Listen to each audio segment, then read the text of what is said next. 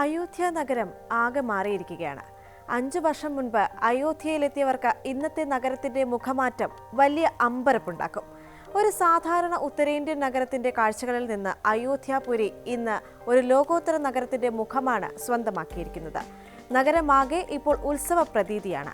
December 30-നാണ് Ayodhya Dham junction railway സ്റ്റേഷനും മഹർഷി വാൽമീകി രാജ്യാന്തര വിമാനത്താവളവും പ്രധാനമന്ത്രി നരേന്ദ്രമോദി രാജ്യത്തിന് സമർപ്പിച്ചത്. ഒപ്പം നാനാവിധ വികസന പ്രവർത്തനങ്ങളും സൗന്ദര്യവൽക്കരണവുമാണ് ഇന്ന് അയോധ്യാപുരിക്ക് ചാരുത പകരുന്നത്.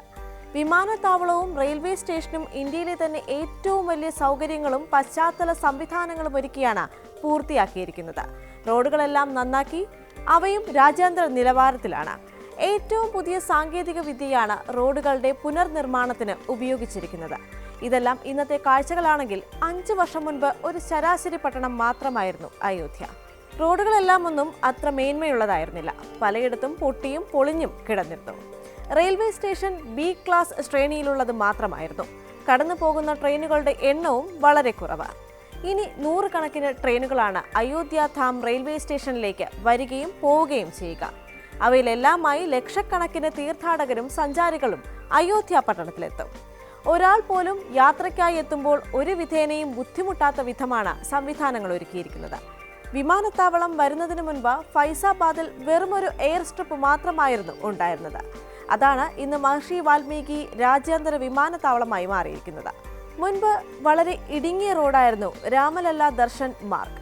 ഇപ്പോൾ രാമജന്മഭൂമി പഥായി മാറിയിരിക്കുന്നു. ചുവന്ന സാൻഡ്സ്റ്റോൺ കൊണ്ട് അലങ്കരിച്ച് മനോഹരമാക്കിയ ഈ റോഡിലൂടെ വേണം ടൂറിസ്റ്റുകൾക്ക് രാമക്ഷേത്രത്തിലെത്താൻ. മൊഹബറ ജംഗ്ഷൻ ചൂടാമണി ക്രോസിംഗായി മുഖമിനുക്കി. സീതാദേവിയുടെ ചൂടാമണിയുടെ മാതൃക ഇവിടെ സ്ഥാപിച്ചിട്ടുണ്ട്. മുൻപ് സ്ഥിരമായി ട്രാഫിക് ജാം ഉണ്ടായിരുന്ന തേഥി ബസാറിൽ ഇപ്പോൾ മൾട്ടി ലെവൽ പാർക്കിംഗ് സൗകര്യം നിർമ്മിച്ചിട്ടുണ്ട്. അയോധ്യയിൽ 5 റെയിൽവേ മേൽപ്പാലങ്ങളാണ് ഒരുക്കിയിരിക്കുന്നത്. മെഡിക്കൽ കോളേജ് റെയിൽവേ മേൽപ്പാലം, തേഥി ബസാർ റെയിൽവേ മേൽപ്പാലം, ഫത്തേഗഞ്ച് റെയിൽവേ മേൽപ്പാലം, ഉദയ ചൗരാഹ റെയിൽവേ മേൽപ്പാലം എന്നിവയുടെ പണികൾ അന്തിമഘട്ടത്തിലാണ്. ഭരണമാറ്റത്തിന് പിന്നാലെ അയോധ്യയും മാറിയെന്ന് പറയാം.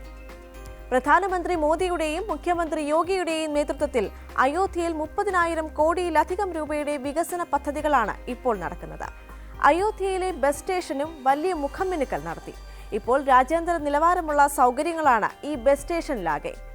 വരും ദിവസങ്ങളിൽ അയൽ സംസ്ഥാനങ്ങളിൽ നിന്നടക്കം നിരവധി ബസ് സർവീസുകൾ ഇവിടേക്ക് ആരംഭിക്കും. കുറച്ചുകാലം മുൻപ് വരെ അത്രയധികമൊന്നും ഉണ്ടായിരുന്നില്ല അയോധ്യയിലെ താമസ സൗകര്യങ്ങൾ. ചില ഹോട്ടലുകൾ മാത്രം. അയോധ്യ രാമക്ഷേത്ര പ്രതിഷ്ഠയ്ക്ക് ലക്ഷങ്ങൾ എത്തുമ്പോൾ അവർക്ക് മതിയായ താമസ സൗകര്യങ്ങളുണ്ടോ എന്ന ചോദ്യം ആസ്ഥാനത്താണ്. അയോധ്യയുടെ വിവിധ ഭാഗങ്ങളിൽ നിർമ്മിച്ചിരിക്കുന്ന ടെന്റ് സിറ്റികൾ ഇന്ത്യക്കും ലോകത്തിനും വലിയ മാതൃകയാണ് സൃഷ്ടിച്ചിരിക്കുന്നത്. സാധാരണ സിംഗിൾ ഒക്യുപ്പൻസി മുതൽ പഞ്ചനക്ഷത്ര സൗകര്യമുള്ള സ്യൂട്ടുകൾ വരെയാണ് ഓരോ ടെന്റ് സിറ്റിയിലും ഒരുക്കിയിരിക്കുന്നത്.